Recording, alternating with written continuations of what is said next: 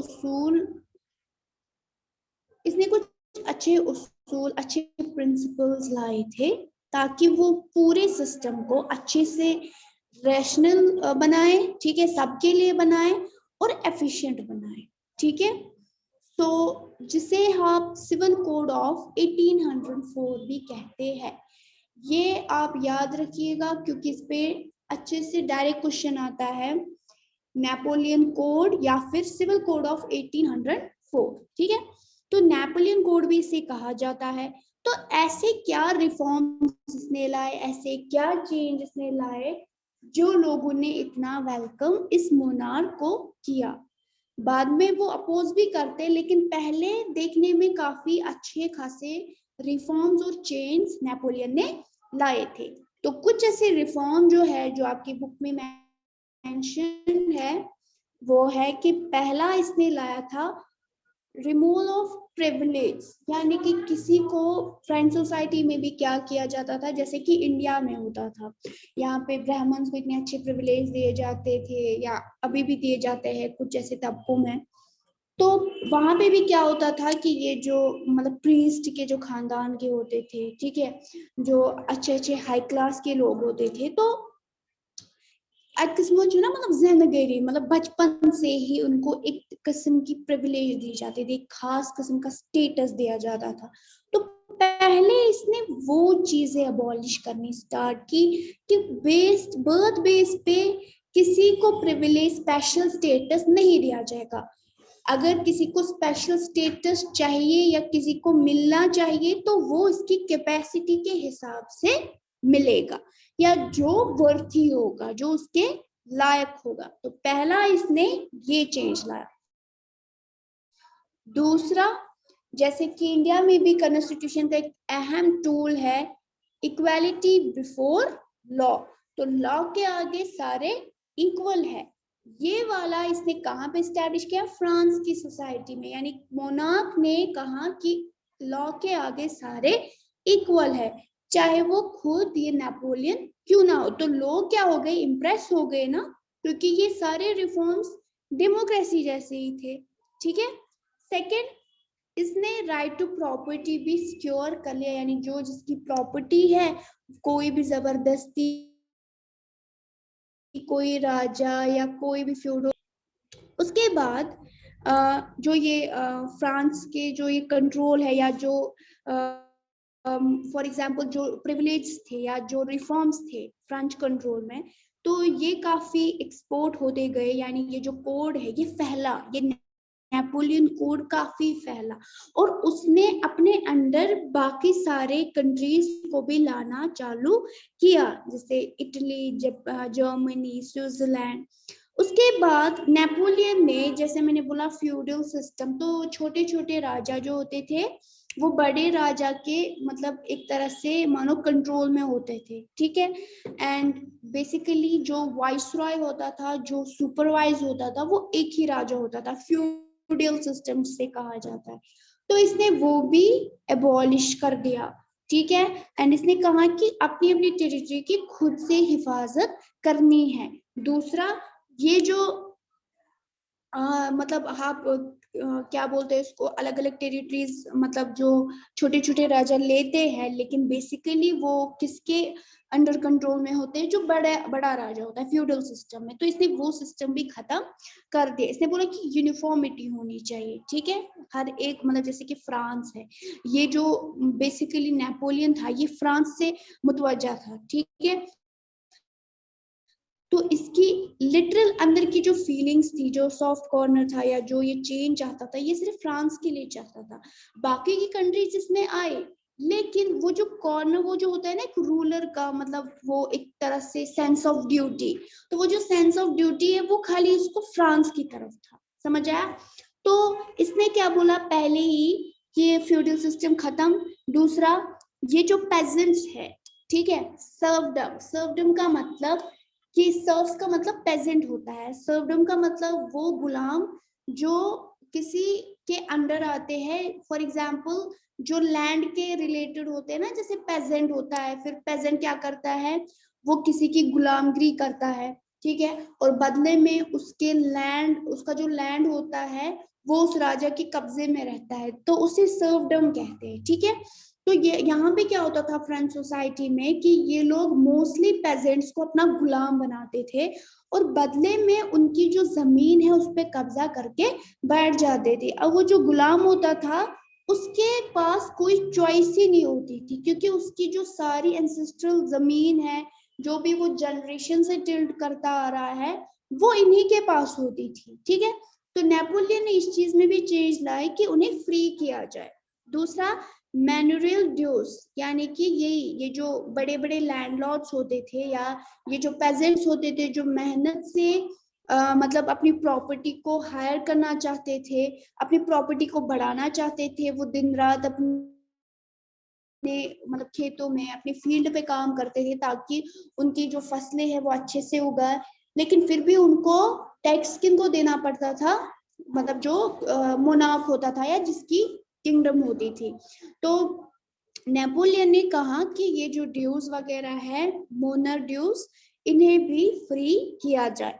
उसके बाद जो रेस्ट्रिक्शंस थी, ठीक है, रेस्ट्रिक्शंस का मतलब कि हम देखते थे यूनिफॉर्मिटी नहीं है, टाउन्स में कुछ और चल रहा है, ठीक है, विलेज में कुछ और चल रहा है, जो टाउन्स के लोग हैं वो विलेज में आना पसंद भी नहीं करते हैं, विलेज के लोग जो है उनको टाउन में आने की इजाजत नहीं थी या वो अपना बिजनेस सेटअप नहीं कर सकते थे।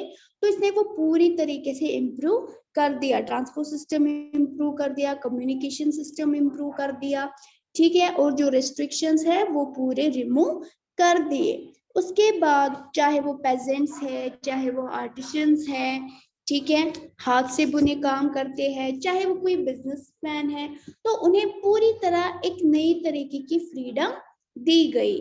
जो मतलब बिजनेसमैन थे उन्हें मतलब चाहे वो स्मॉल स्केल प्रोडक्ट्स पे इन्वेस्ट करे या लार्ज स्केल प्रोडक्ट्स पे इन्वेस्ट करे, ठीक है, तो अच्छी तरीके से वो लोग कर सकते थे। And standards weights and measures का मतलब यहाँ पे है कि देखो पहले क्या होता था, जो क्लास, अगर हम क्लास की बात करें, क्लास प्रिविलेज की, तो ये जो हाई क्लास का बंदा होता था, अगर ये फॉर एग्जाम्पल कोई सामान खरीदने जाता था तो इसको बराबर से वो मिलता था, मानो दूध खरीदने जाता है, ठीक है, अब इसने 10 लीटर दूध लेने हैं तो इसको बराबर से 10 लीटर मिलता था। लेकिन अगर लो क्लास का बंदा वही 10 लीटर दूध लेने जाता था तो उसको मतलब 10 लीटर के बजाय मानो 6 ही दिया जाता था, कहा जाता था कि 10 लीटर है, बाकी का उसको मतलब एज ए टैक्स पे करना पड़ता था। लेकिन इसने उसमें भी यूनिफॉर्म लॉज ले आए कि ये जो मेजर्स है, ये जो वेट है, ये सबके लिए यूनिफॉर्म होनी चाहिए और सबको अच्छे से वैसे ही खरीदो फरोख्त करनी है, चाहे वो हाई क्लास का हो या लो क्लास का हो, ठीक है। उसके बाद इसने जो करेंसी है वो भी कॉमन रखी, नेशनल करेंसी, ताकि जो एक्सचेंज है, गुड्स और सर्विसेज की जो एक्सचेंज है, उस मूवमेंट को या मतलब उन फैसिलिटीज को या जो कैपिटल, जो पैसे हम एक रीजन से दूसरे रीजन तक दूसरी करेंसी जो होती है, तो बिजनेसमैन को काफी मतलब मुश्किलों का सामना करना पड़ता था। तो इसने बोला कि पूरी कंट्री में एक नेशनल इकोनॉमी होनी चाहिए ताकि लोग जो है वो खरीद फरोख्त में कोई भी मुश्किलों का सामना ना करना पड़े उन्हें, ठीक है। उसके बाद ये जो फ्रेंच, मैंने जैसे कि बोला कि इस तरह की चेंज जो आई, यानी लोगों ने रिबेल स्टार्ट कब किया, क्योंकि उनको लगा कि ये जो फ्रेंच आर्मीज है इनका जो फोकस है, ठीक है, इस किंगडम का जो फोकस है वो सिर्फ फ्रांस के ऊपर है, ठीक है। तो बहुत सारी जो जगहें हैं जैसे कि हॉलैंड है, स्विट्जरलैंड है, ब्रुसेल्स है, ठीक है, वार्सा, तो फ्रेंच आर्मीज का पहले वेलकम किया गया क्योंकि उनको लगा कि जो रेवोल्यूशन फ्रांस में आया वो अब हमारी कंट्रीज में भी आएगा, ठीक है। जैसे मैंने पहले ही बताया, नेपोलियन का सेंस ऑफ ड्यूटी किसकी तरफ था, ज्यादा फ्रांस की तरफ।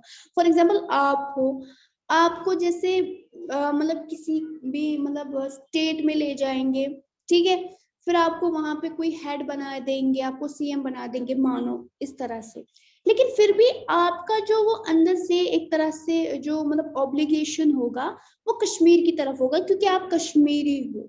तो सेम वैसे ही था, इनको लगा था कि जो भी मतलब फ्रांस के अंदर अच्छी अच्छी चीजें हो रही है अब वो हमारे अंदर मतलब हमारी कंट्री में भी होंगे। दैट्स वाई जो फ्रेंच आर्मीज अपना जो एक्सपैंड कर रहे थे, कॉन्कर कर रहे थे एरियाज को, तो ये काफी आराम से उनको करने देते थे। लेकिन ये जो एंथुसियाज्म था, ये जो जोश था, ये उथल पुथल में तब्दील हो गया, हॉस्टैलिटी, झगड़े, नफरत में तब्दील हो गया, क्योंकि ये जो अरेंजमेंट्स थे ये वैसे ही नहीं रहे, यानी इसमें पॉलिटिकल फ्रीडम रही ही नहीं। जो अरेंजमेंट्स थे ये वैसे नहीं रहे जैसे कि फ्रांस के अंदर हुआ। दूसरा, जो बाकी की कंट्रीज थे उनमें जो टैक्सेस थे, ठीक है, वो बढ़ा दिए गए, इंक्रीज टैक्सेशन, उनको बहुत ज्यादा टैक्स पे करना पड़ा। दूसरा, सेंसरशिप। सेंसरशिप मैंने आपको, जब मैं आपको प्रिंट कल्चर पढ़ा रही थी, मैंने आपको सेंसरशिप समझाया था कि सेंसरशिप का मतलब एक बैठक होती है तो वो देखते हैं कि सही है या गलत है। फॉर एग्जाम्पल कोई बुक लिख रहा है तो उसके लिए एक तरह से मतलब एक ऑर्गेनाइजेशन है, ठीक है, वो उस बुक को जांचेंगे, पढ़ेंगे, परखेंगे, देखेंगे कि आगे लोगों तक पहुंचाना सेफ है या नहीं, तो उसे सेंसर कहते हैं। वैसे ही सेंसरशिप बिल्ड की गई, हर तरह से देखा गया कि सही है या गलत है, मतलब रोक टोक काफी ज्यादा होती गई, ठीक है, वो फ्रीडम नहीं मिला लोगों को। दूसरा, फोर्स्ड फोर्स्ड कॉन्स्क्रिप्शन, यानी कि अगर आपको मर्जी है आप कोई भी आर्मी चुन सकते हैं, मतलब कोई भी ऑक्यूपेशन चुन सकते हैं, जरूरी नहीं आर्मी, कोई भी ऑक्यूपेशन। लेकिन जब फ्रांस जो ये मतलब फ्रेंच आर्मीज थी, ठीक है, तो इनको बाकी सारे यूरोप को कवर करने के लिए, बाकी सारे यूरोप को कॉन्कर करने के लिए इनको काफी ज्यादा फोर्स की जरूरत थी। तो बाकी कंट्रीज में इन्होंने लोगों को आर्मी में भर्ती करना चालू कर दिया, जबकि वो अपनी मर्जी से भर्ती नहीं होते थे, ठीक है। तो ऐसा लगता था कि हमें एडवांटेज मिलेंगे, मतलब पूरे यूरोप को लगता था कि हमें जो एडमिनिस्ट्रेटिव चेंज है वो काफी एडवांटेज साबित होगा, हमारे लिए काफी फायदा होगा। लेकिन वो चेंज हो गया फिर हॉस्टैलिटी में, ठीक है, लोगों ने फिर अपोज करना स्टार्ट कर दिया। तो अब फिर यूरोप की बारी आई कि वो नेशनलिज्म की तरफ बढ़े, ठीक है, समझ आया ये?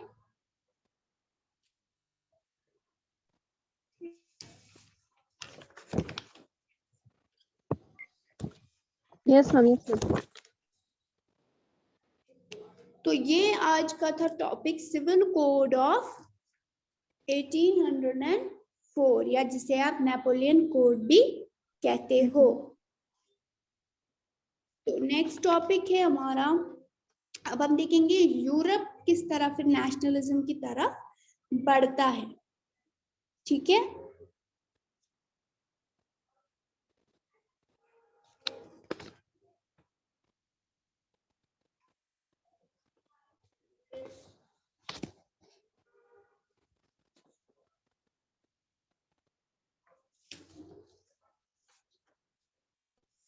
कल मैं पूछूंगी जो भी आज हमने पढ़ा।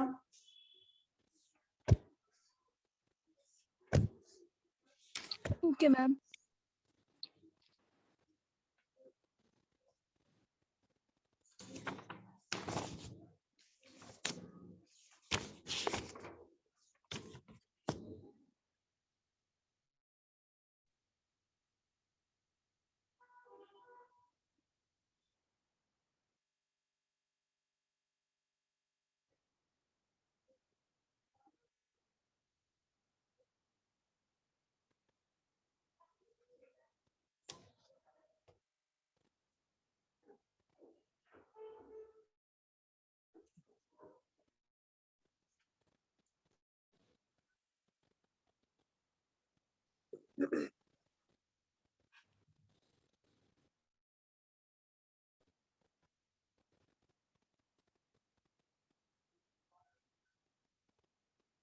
आप लोगों की अटेंडेंस हो गई, आप लोग लीव कीजिए।